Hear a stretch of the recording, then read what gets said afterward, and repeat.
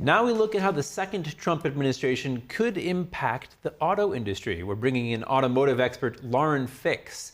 Welcome, Lauren. Let's start with electric vehicles. What does the election of Donald Trump mean for President Biden's EV mandates and for EV manufacturers? Oh, well, the first thing we know he's going to do is remove the $7,500 tax credit. There'll be no more mandate. And I'm here at the LA Auto Show, and I can tell you that this is a topic of conversation amongst journalists as well as brands. And I had an opportunity to speak with a couple of them, and they all kind of agree they're going to have to shift to whatever the consumer wants rather than the mandate that the government had put in place. So this is really good for consumers, and it's actually really good for the auto industry. So Biden recently implemented a 100% tariff on EVs, and Trump is expected to be a pro-tariff president. What do both the new and the potential future auto industry tariffs mean for that sector over the next 4 years? Well, I think the biggest factor, and we're seeing this, I had an opportunity to drive some other vehicles from other countries. I'm a world car juror, so we get to drive BYDs and Suzukis and other type of vehicles. And while doing that, we can see that they're coming on with some pretty good product. What's also interesting is you're seeing companies like VinFast building a factory here in the US, and you're also seeing the implementation of tariffs is to cause what happened 30 years ago with BMW. BMW started building a plant in South Carolina. It is now the number one employer in the state of South Carolina. And that is what President Trump's hoping to do, that instead of us shipping jobs outside the country and then bringing parts in that were made in China or Vietnam or wherever it might be, build here in the US, give us jobs, give a level playing field between us and other brands, then the free market can reign. But where BYD is building product in potentially Mexico, where they already have started a plant, if they come into our country like they did in Germany, the results are very disastrous. And what you're seeing right now is 3 plants from Volkswagen shutting down and lots of layoffs, and I mean hundreds of thousands of people. So with that fact, what can you do? Well, if you put a tariff in place, you force them to build in your country, hire your people, and then people are more likely to buy the product. But it also levels the playing field for the existing companies that already exist here. And that's not China's plan. They come in low dollars and they're subsidized by the Chinese government.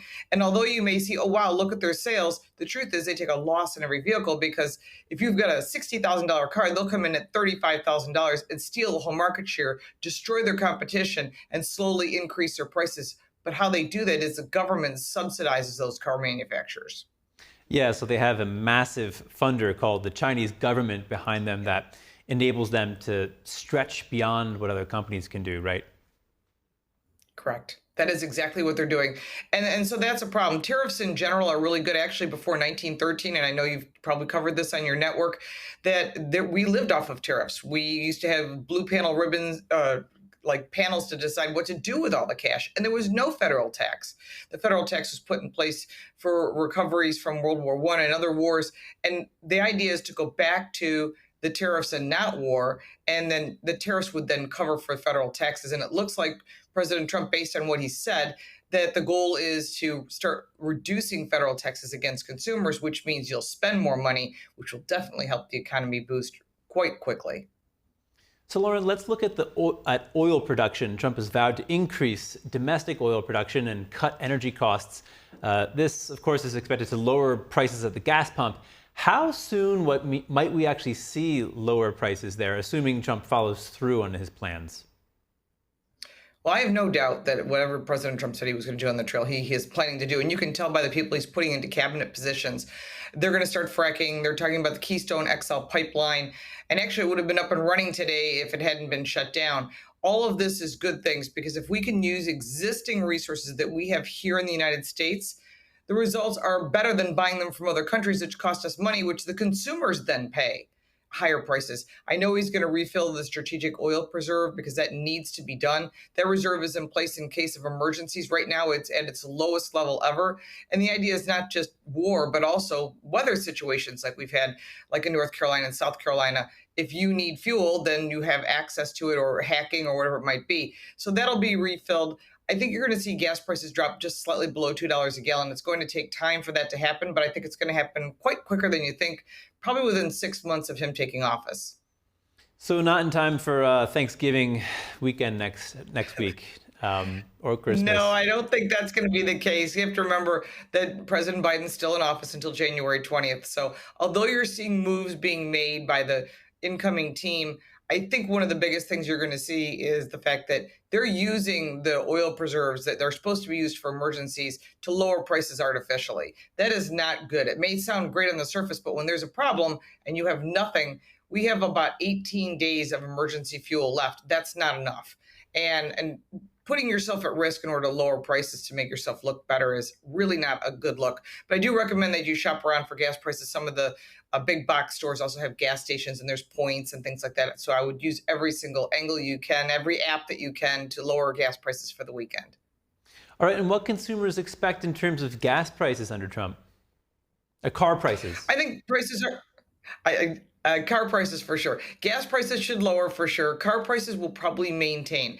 And the reason and that is because the current Department of Transportation, National Highway Traffic Safety Administration, which is going to be run by Sean Duffy, I'm hoping that he takes some input from people in the automotive industry and asks them, what can we do to help consumers? And one of the things is take out all these mandates, not just for electric vehicles, but they have things like the kill switch involved, which car manufacturers, and I spoke with them off the record, a couple of different ones. They said, listen, we don't have this technology in place, but they're trying to mandate it. And if they don't, they fine the car companies. So as they fine the car companies for all these mandates, whatever they may be, from safety to whatever type of factor the government decides to put into place, they have to offset that cost, not just for the technology, but also the cost of those components, all the chips and everything. And what they do is they have to raise the price of things. And this is obvious when you look at the cost of cars. You're saying, wow, why is the same car $10,000 more this year than it was a year or two ago? And the reason is not just that taking a loss on every single electric vehicle they manufacture, but also on top of that, you have to look at the fact that if car manufacturers taking a loss, they have to make it up somewhere. So they're doing it with subscription fees, they're jacking the price of the cars up, and consumers are going, I think I might keep my car. I'll look for a certified pre-owned. And these are certainly factors that for explaining why the cost of price of cars is higher. Will they lower? I think they might soften a little bit. You might see some incentives, but remember that tax credit is definitely going away. And just the last question here, Lauren, will the 2024-2025 winter season be a good time to buy a car, or should we wait if we don't absolutely need to buy one right now? Well, for 24, there are some 24 model years still on the show floor. So if you're thinking, boy, I need a car, my lease is due, what do I do? They can lease a 2024 for you. And there's plenty of them sitting around on lots. The sales were not what they expected them to be, although there's plenty of product available finally after we went through the chip shortage and everything. But for 25 model years that are coming in, there's very few incentives. There's a lot of new product. Here at the LA Auto Show, we saw new product coming in from Volkswagen, from Hyundai, from Genesis, from Kia. Even Stellantis has some new product. So if you're thinking you need a new vehicle, shop around. Again, use the internet. You can do your negotiating online. Look at car reviews on different channels, kind of get your feel for what you're looking for and come in with a plan and know what the numbers are, know what the cost to the dealers are, what kind of incentives are available, because you never want to leave money on the table. And a little tip, especially if you're shopping during Thanksgiving weekend, there's something called a conquest or a loyalty discount. If you don't ask for it, you don't get it, especially on premium brands. It can be anywhere from $1,000 up to $2,500. So if you've got a more expensive car, there's more money to be had. So if you're loyal to that brand, you're going back to that brand, ask for it. If you're switching brands from Toyota to Honda, there might be $500 on the table. But if you don't ask, the dealer gets to pocket the money and you don't get it. All right. Automotive expert Lauren Fix, always good to see you. Thank you for your insight. Thank you.